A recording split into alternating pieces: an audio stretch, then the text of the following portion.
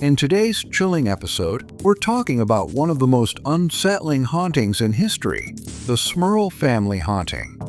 What happened in that quiet Pennsylvania neighborhood? What drove a family to believe they were being tormented by evil forces? Stick around as we unravel this bone-chilling mystery. And beware, this story isn't for the faint of heart. The beginning of the haunting. It all started in 1974 when the Smurl family, Jack and Janet, moved into their modest home on Chase Street in West Pittston, Pennsylvania. On the surface, the house looked like any other. Cozy, welcoming, perfect for raising a family. But what they didn't know was that this house had a dark history. Almost immediately, strange things began to happen. At first, it was small lights flickering, strange noises in the middle of the night. The Smurls thought nothing of it. They blamed faulty wiring or old pipes. But things only got worse. And soon, it was impossible to ignore. Small things lead to terror. At first, it was just bad smells. The stench of rotting meat would fill the house for no reason. The toilets flushed on their own. The family would hear footsteps coming from empty rooms. Then came the cold spots, areas of the house that would suddenly feel icy, even in the middle of summer. The Smurls brushed it off, thinking it was just the quirks of an old houses. But then, objects began moving on their own. A dresser was violently shoved across the floor. Chairs would be rearranged in the dining room. They'd hear banging on the walls, sometimes so loud that it shook the entire house. It was around this time that the Smurl family realized they were dealing with something much more sinister than just a few electrical problems. The darker manifestations. By 1977, the haunting had taken a much darker turn. Shadowy figures began appearing throughout the house.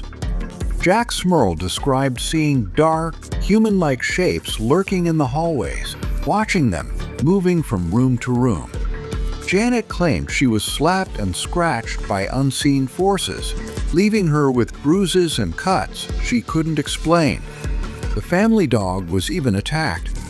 It was violently thrown across the room, as if an invisible force had picked it up and hurled it.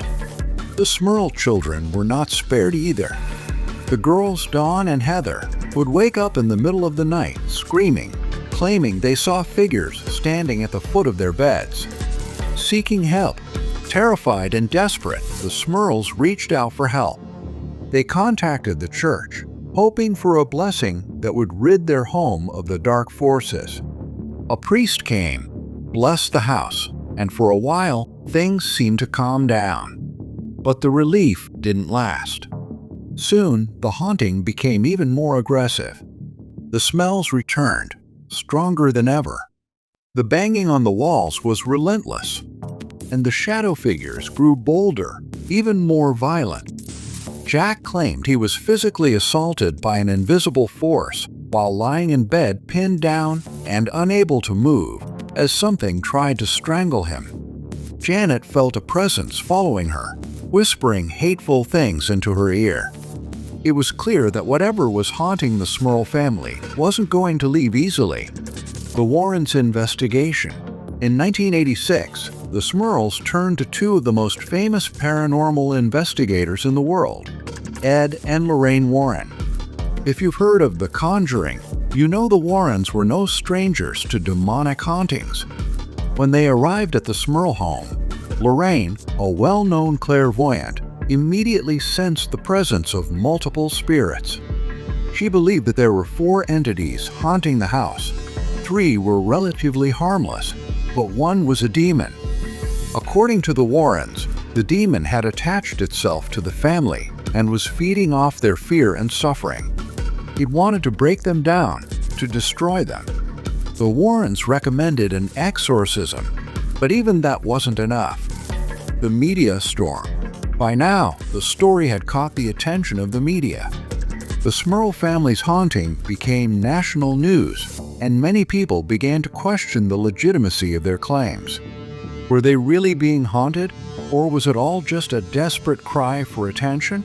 Skeptics pointed out that there was no solid evidence, no photographs, no video recordings. Even some of the people who visited the houses reported feeling nothing unusual. But the Smurls stuck to their story, insisting that what they were experiencing was real and terrifying. The aftermath. Despite multiple exorcisms and countless attempts to cleanse the houses, the Smurl family continued to be haunted until 1989. Unable to take it any longer, they finally moved out. After the family left, the house's new owners reported no strange activity, further fueling speculation about the validity of the haunting. Years later, Jack and Janet Smurl wrote a book about their experiences, titled The Haunted. In it, they detailed the years of torment their family endured and the toll it took on their lives. So, what do you think? Were the Smurls truly haunted by something evil, or was it all just a psychological trick their minds played on them? Whatever the truth may be, one thing is certain. Their story has left an undeniable mark on the world of paranormal investigations. Make sure to like, subscribe to Mystiques, and hit that notification bell to stay tuned for more spine-tingling tales like this one. Until next time, beware of what might be lurking in the dark.